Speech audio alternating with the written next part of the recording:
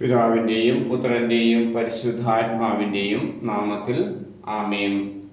പ്രിയ സഹോദരി സഹോദരന്മാരെ, നമ്മുടെ ഹൃദയവും വീടും ഒരുപോലെയാണ്.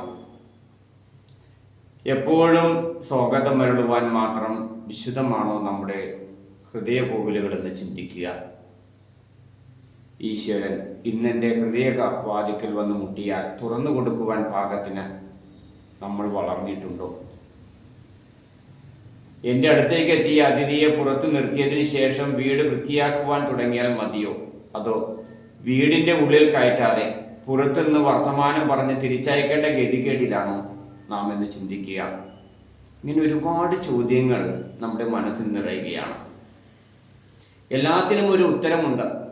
ആ ഒരു ഉത്തരം എന്ന് വെച്ചാൽ ഒന്ന് മാത്രമുള്ളൂ: എൻ്റെ ഹൃദയകോവിൽ കരിന്തിരി കത്താൻ പാടില്ല.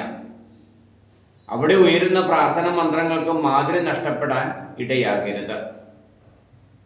പ്രിയ സഹോദരി സഹോദരന്മാരെ, എന്നാൽ എൻ്റെ ഹൃദയത്തിൻ്റെ ഉള്ളറകളിൽ എവിടെയോ പാടാൻ കൊതിക്കുന്ന ഒരുപാട് സ്വരങ്ങളുണ്ട്.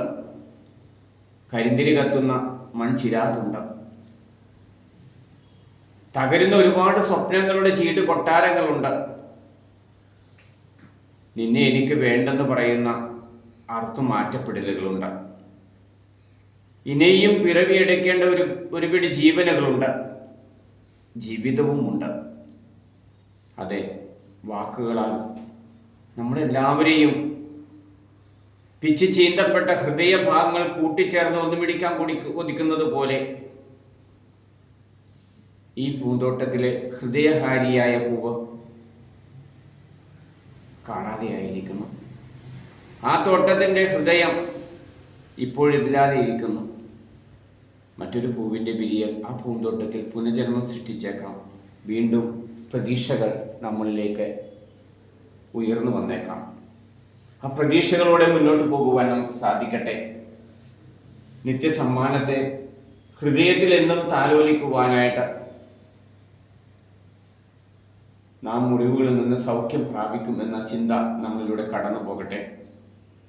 പാപത്തെയോ മുറിവുകളെയോ താലോലിക്കാതെ നിത്യതയെ താലോലിക്കുന്ന ഹൃദയം ലഭിച്ചാലേ വിശുദ്ധിയിലേക്ക് മുന്നേറാൻ കഴിയൂ എന്ന ചിന്ത നമ്മളിലേക്ക് കടന്നു വരട്ടെ. ഒരു നിമിഷം നമുക്ക് കണ്ണുകൾ അടച്ചൊന്ന് പ്രാർത്ഥിക്കാം. നാഥനും കർത്താവുമായ ഈശോയെ, ഇഹത്തിൽ ഞങ്ങൾ ജീവിക്കുമ്പോഴും സ്വർഗത്തിലേക്ക് കണ്ണുകൾ ഉയർത്തി ദൈവമഹത്വം ദർശിക്കുവാനായിട്ട് ഞങ്ങൾക്കിടയാകട്ടെ. സ്വർഗ സൗഭാഗ്യം എന്നും ഞങ്ങളുടെ ലക്ഷ്യമായി കൺമുമ്പിൽ തെളിയട്ടെ. നിത്യതയെ ലക്ഷ്യം വെച്ചു അവിടുന്ന് ഞങ്ങൾക്കായി ഒരുക്കിയിരിക്കുന്ന ജീവന്റെ കിരീടത്തെ ധ്യാനിച്ചു സഹനങ്ങളെ അതിജീവിക്കുവാനുള്ള കൃപ തന്നരുളണമേ. ആമീൻ. പിതാവിൻ്റെയും പുത്രൻ്റെയും പരിശുദ്ധാത്മാവിൻ്റെയും നാമത്തിൽ ആമീൻ.